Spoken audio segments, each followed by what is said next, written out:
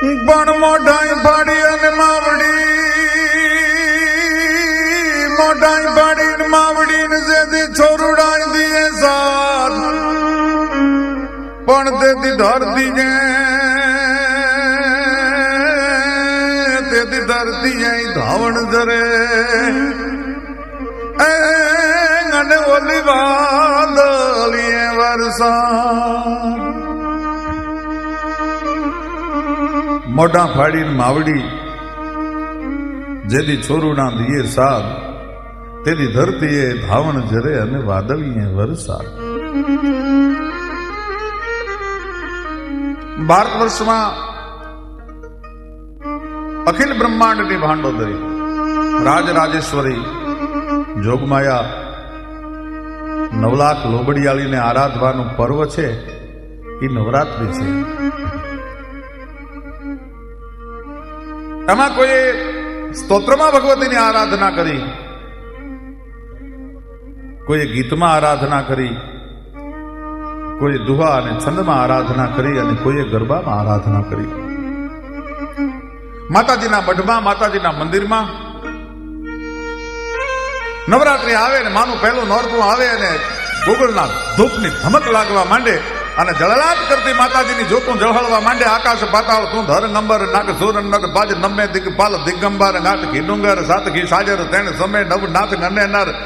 64 નારીએ અને હાથ પસારીએ તેમ હરિ રવ રાજ રવસીય જગત બ્રહ્મસીય વકલ રેસીય ઈશ્વરી અને જોતે પ્રલંબા જુગ ધંબા ગાત ગંબા કિશરી બદનમ જલંબા ચંદ્ર બંબા તેજ તંબા તું ખરી હોતે હથા ગંભીર હાકમ બજે ડાકમ બમણી જગમાજ પરજો દીઠ જાહેર રાસ આવડ રમણીજી રાસ આવડ રમણી.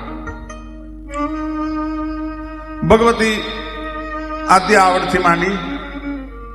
ભગવતી ઇંગળાજથી માંડી, ભગવતી ચામુંડાથી માંડી અને વર્તમાન કાળમાં હજી થોડા વર્ષો પહેલા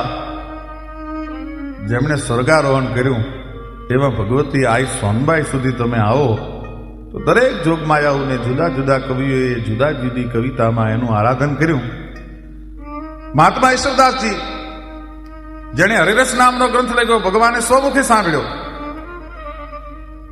અને ભગવતી લક્ષ્મી જે દિવસે એમ કહેવાય છે કે ઓળું મોટું કરીને ઉભા રહ્યા ત્યારે મહાત્મા ઈશ્વરદાસજીની નજર પડી, ચારણ કવિ ઈશ્વરદાનની નજર પડી. માં કેમ આપ અવળુજીને ઉભા છો? કે ગાંડા,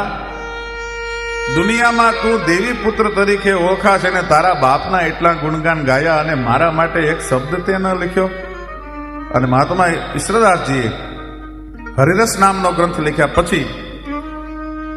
અખિલ બ્રહ્માંડની જનતાને પ્રસન્ન કરવા માટે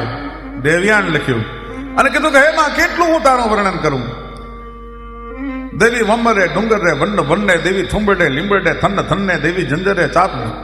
ચાચરે જબ જબ્બે દેવી ગંબરે અંતરીખે ગલબ્બે દેવી નિર્જરે તરવરે નગે નેસે દેવી દેશ દિશે ગદેશે દિશે દે દેવી સાગરમ બેટડે આપ સંગે દેવી દેહરે ધરે દેવી દુરંગે અને દેવી સાગરમ સીપ મે ગમી શ્રાવે દેવી પીઠ તવ કોટી 50 પાવે દેવી વેલસા રૂપ સામંદ વાજે દેવી વાદળના રૂપ ગણાક ગાજે. હે માં, સમુદ્રના મમળોમાં, ડુંગરોમાં, વનમાં, વનસ્પતિઓના થુંબડામાં, અરે ખળખળ વહેતા ઝરણામાં અને સમુદ્રના લોઢમાં અને આબમાં ગરજતા વાદળામાં એ માં તું છો, હું તારું કેટલું વર્ણન કરી શકું. એ જોગમાયાને આરાધવાના નવલા નોરતાનું જ્યારે પર્વ છે ત્યારે સર્વ સામાન્ય દેવી જેણે દરેક સમાજે સ્વીકાર્યા છે એ તાતણિયાના ધરામાં રાજપરા બેઠી છે, મોરબી પાસે માટેલના ધરે બેઠી છે અને ધારી પાસે ગળધરાના ઘૂણામાં બેઠી છે. એ ભગવતી ખોડિયારને જો યાદ કરવી હોય પણ મારી હાથી જે હાકમ તણો, મારી હાથી જે હાકમ તણો અને ધોડીને પાડ્યો